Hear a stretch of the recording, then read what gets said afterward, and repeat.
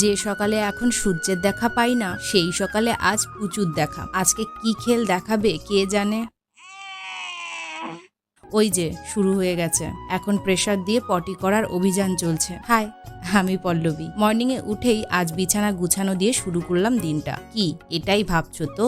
But আজ বিছানা গোছানো যাবে না, কারণ ওই পিচ্ছিটা বিছানায় শুয়ে আছে। ওকে সরিয়ে কাজ করতে গেলে আজ আমার বাবার নাম ভুলিয়ে দেবে। তাই গেটের কাছে গিয়ে আলসেমি ছাড়তে ছাড়তে ভগবানকে ডাকছি আর বলছি, আজ আমায় বাঁচিয়ে নিও। দুষ্টুটা আজ এত সকালে উঠেছে, আমার অবস্থা ছেড়ে দেমা কেঁদে বাঁচির মতো না হয়ে যায়। এরপর চলে গেলাম ব্রাশ করতে। বাইরে গিয়ে দেখি আজ সকাল সকাল কর্তামশাই গাছ কিনে নিয়ে এসেছে। আমি প্রতিদিন সকালে ঘুম থেকে উঠেই সবুজ সবুজ গাছের দর্শন পাই। চলে এসেছি রান্নাঘরে। এখন বেশ কয়েকটা দিন রান্নার দায়িত্ব আমার, কারণ আমার শাশুড়ি আম্মা গেছেন বাপের বাড়ি বেড়াতে। সেই খুশিতে ফ্রিজ থেকে বের করে নিয়েছি দেশি মুরগির ডিম। ভাবছি সকাল আর দুপুরের রান্নাটা একবারেই সেরে নেব। তাই বেশ কটা ডিম বের করে বসিয়ে দিয়েছি সেদ্ধ হতে। এদিকে বাড়িতে কেউ না থাকায় পুচুকে নিয়ে এসেছি রান্নাঘরে। ওকে মোটা একটা ম্যাটের উপরে শুইয়ে দিয়ে আমি এখন রান্না করব। এদিকে নিয়ে নিয়েছি গোটা দুটো বেগুন। আজ করব বেগুন ভাজা আর দেশি মুরগির ডিম। পুচু ওদিকে খেলা করছে,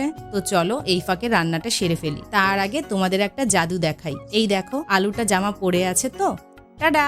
এখন সে নিজের থেকেই জামাটা খুলে দিল। আই তো পুরোই অবাক। জাদুটা কেমন লাগলো কমেন্টে জানিও। এমন আরো সুন্দর সুন্দর জাদু দেখার জন্য আমার ভিডিওগুলো প্রতিদিন দেখো। এদিকে তোমাদের জাদু দেখাতে দেখাতে ডিমগুলো সিদ্ধ হয়ে গেছে। এখন এগুলোকে ছাড়িয়ে নিচ্ছি। অনেক সময় কি হয়, সিদ্ধ ডিম ছাড়াতে গেলে ডিমটা ভেঙে যায়। তো আমি প্রতিবার এমন চামচ দিয়েই ডিম ছাড়াই। যতই নতুন ডিম হোক না কেন, খুব সুন্দরভাবেই ছাড়ানো হয়ে যায়, আর একটা ডিমও ভাঙে না। ডিমগুলো ছাড়ানো কমপ্লিট হয়ে গেছে। এখন চলে যাব নেক্সট স্টেপে। নেক্সট স্টেপটা হলো রান্না।